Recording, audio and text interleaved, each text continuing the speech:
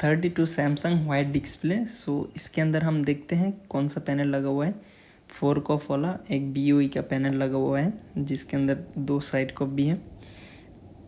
सो यहाँ पर देख सकते हैं इसका नंबर। सो इस पैनल के अंदर जैसे टीवी ऑन करते हैं तो वाइट डिस्प्ले का प्रॉब्लम शो अप करते हैं। सो हम इसी को स्टडी करेंगे और इसके अंदर जो प्रॉब्लम्स है वो आइडेंटिफाई करेंगे। जैसे ही टीवी चालू हुआ पूरा की पूरा वाइट है, इसके अंदर कोई पिक्चर नज़र नहीं आ रहा है। ठीक है, सो ये इसका कंप्लेन है, ये ब्लैंक पिक्चर नहीं है। सो अभी हम इसके अंदर देखेंगे क्या क्या IC है। टिकॉन प्रोसेसर है, इसके अलावा DC to DC IC। सो हमें क्या है इसका जो DC to DC होगा ये साइड कॉफ। So DC to DC IC का output voltages all are okay और नॉट, उसको हमको कंफर्म कर लेना है।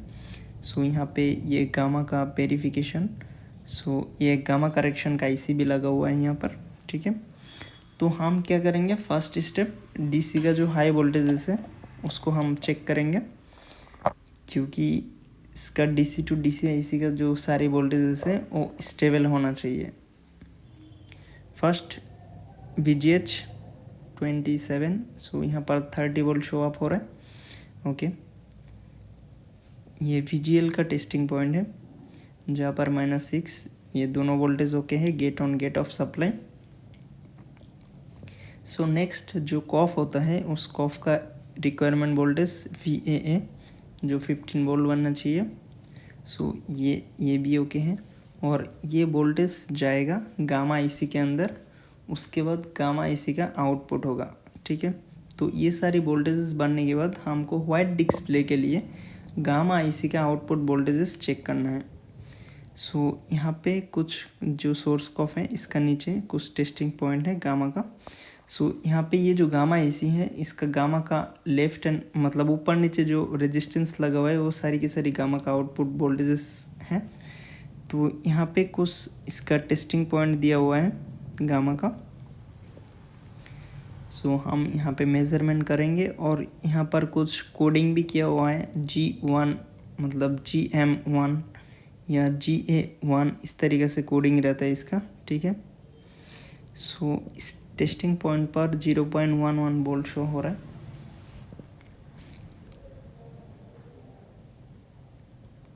सो यहाँ पे जितना भी पॉइंट है इसका आउटपुट में सेम रीडिंग आ रहा है। सो दैट मीन्स हो सकता है ये जो गामा IC है ये गामा IC खराब है और इसका आउटपुट नहीं हो रहा है। ठीक है, 2 केसेस हो सकते हैं, इसका कंपोनेंट्स के अंदर कोई फॉल्टी हो सकता है या तो गामा IC खराब हो सकता है। सो इसको जब हम डीपली इसको चेकिंग किया तो हमें एक कैपेसिटर ऐसा मिला जहाँ पर कुछ वाटर डैमेज या लीकेज टाइप का लग रहा था।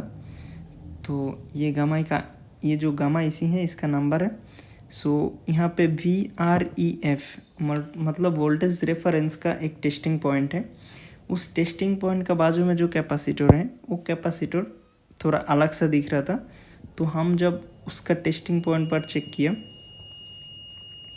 सो यहाँ पे हमको ग्राउंड से रीडिंग आ रहा था। ठीक है, मीन्स ये जो रेफरेंस है ये रेफरेंस ग्राउंड से सिग्नल दे रहा है, बीप दे रहा है। दैट मीन्स हो सकता है गामा IC डैमेज है या तो ये जो कैपेसिटर लगा हुआ है रेफरेंस के साथ एक ही कैपेसिटर लगा हुआ है, हो सकता है ये कैपेसिटर शॉर्ट है। तो हम क्या करेंगे, एक ही कंपोनेंट्स है उसके अंदर ये जो V कॉमन वोल्टेज है यहाँ पर गामा IC का, ये V कॉमन वोल्टेज आउटपुट हो रहा है गामा IC से। ठीक है, बस उसका जो रेफरेंस है वो रेफरेंस ग्राउंड से अटैच है। तो इसका मतलब ये समझ में आता है कि हो सकता है गामा IC वोल्टेज बना रहा है जो V कॉमन वोल्टेज आउटपुट हुआ है। ठीक है, और वो जो कैपेसिटर है वो ख़राब है। तो इसीलिए हम आयरन ऑन कर दिया और जो कंपोनेंट्स हमको शॉर्ट सर्किट मिल रहे उस कंपोनेंट्स को मार्क करके पेस्ट लगाएंगे और उसको रिमूव करके देखेंगे कि इसके अंदर कोई चेंजेस आता है या नहीं आता है। ठीक है, फर्स्ट स्टेप ये होगा कि जो शॉर्ट कंपोनेंट्स है उसको रिमूव करना है। अगर वो शॉर्ट नहीं है हो सकता है उसका जो गामा IC है वो गामा IC ख़राब है या तो ये जो गामा वोल्टेज है जो कॉफ के अंदर जा रहा है, कोई कॉफ आईसी भी शॉर्ट हो सकता है। तो फर्स्ट केस हमको ये जो कैपेसिटर है, ये कैपेसिटर में हमको कुछ डिस्टर्बेंस लगा, तो इसको हम फर्स्ट रिमूव करके देखेंगे। सो ये जो वाइट डिस्प्ले का प्रॉब्लम है, ये गामा का आउटपुट मिसिंग होने से क्रिएट होता है। सो गामा आईसी भी डैमेज हो सकता है। अगर गामा आईसी ओवर हीटिंग हो रहा है तो गामा आईसी को रिप्लेस कर दो, या तो उसका शॉर्ट सर्किट चेक करो। अगर कोई शॉर्ट कंपोनेंट्स है, पहले उस शॉर्ट कंपोनेंट्स को निकालो, ठीक है। और क्या कंप्लेन हो सकता है, और जो सोर्स कॉफ है, वो सोर्स कॉफ कोई शॉर्ट हो सकता है। अगर कोई सोर्स कॉफ शॉर्ट है तो ऑब्वियसली गामा इसे ओवर हीटिंग करेगा, ठीक है। सो अभी इसको मैंने रिमूव करने के बाद एक बार वोल्टेज मेजरमेंट करेंगे। 0.17।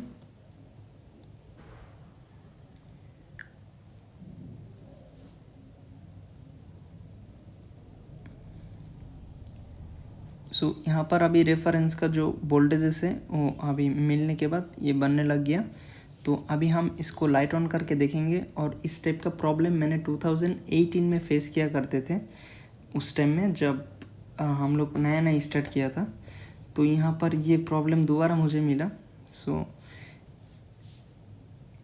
इसका नॉर्मल अभी टेम्परेचर है, पहले तो हीटिंग ही नहीं हो रहा था। सो अभी लाइट ऑन करने के बाद ये जो पिक्चर है वो बन गया है। अभी जो यहाँ पे डिस्प्ले में कुछ वो दिखाई दे रहा है, वो मैपिंग का इशू है, ठीक है। सो ये जो प्रॉब्लम्स है, ये प्रॉब्लम आइडेंटिफाई करने का एक टेक्निक होता है। मीन्स अगर आपका डिस्प्ले का सारे सेक्शन पता है, कौन सा सेक्शन क्या काम करता है, तो प्रॉब्लम को इजीली तरीके से आइडेंटिफाई किया जा सकता है। अगर आपको पता ही नहीं गामा क्या काम करता है, तो आप आप सोच भी नहीं सकोगे कि क्या प्रॉब्लम्स है, ठीक है। बाकी जो वोल्टेजेस वगैरह है वो आप ढूंढते रह जाओगे, लेकिन आपका सॉल्यूशन नहीं मिलेगा, क्योंकि यहाँ पर गामा इसी के अंदर, गामा का सेक्शन के अंदर प्रॉब्लम्स था। तो मुझे जब मैंने देखा हुआ है डिस्प्ले का प्रॉब्लम है, तभी मुझे आइडेंटिफाई हो गया था, ठीक है। सो इस टाइप का प्रॉब्लम मैंने और भी कई बार सॉल्यूशन किया है। कभी गामा इसी का भी फॉल्ट निकला है, और कभी सोर्स कॉफ भी शॉर्टिंग का केसेस मिला है। तो कब क्या प्रॉब्लम्स आएंगे हम बता नहीं सकते हैं, लेकिन हमारा जो काम करने का टेक्निक्स है, उसके अकॉर्डिंग में हम प्रॉब्लम को आइडेंटिफाई करते हैं। सो मैंने उस कंपोनेंट्स को रिमूव कर दिया, और टीवी को पैक करने से पहले उसको प्लेस कर देंगे अगर है तो। अगर नहीं है तो नहीं भी करोगे तब भी कोई फ़र्क नहीं पड़ेगा, ठीक है। सो ये फाइनली टीवी मैंने पैक कर दिया।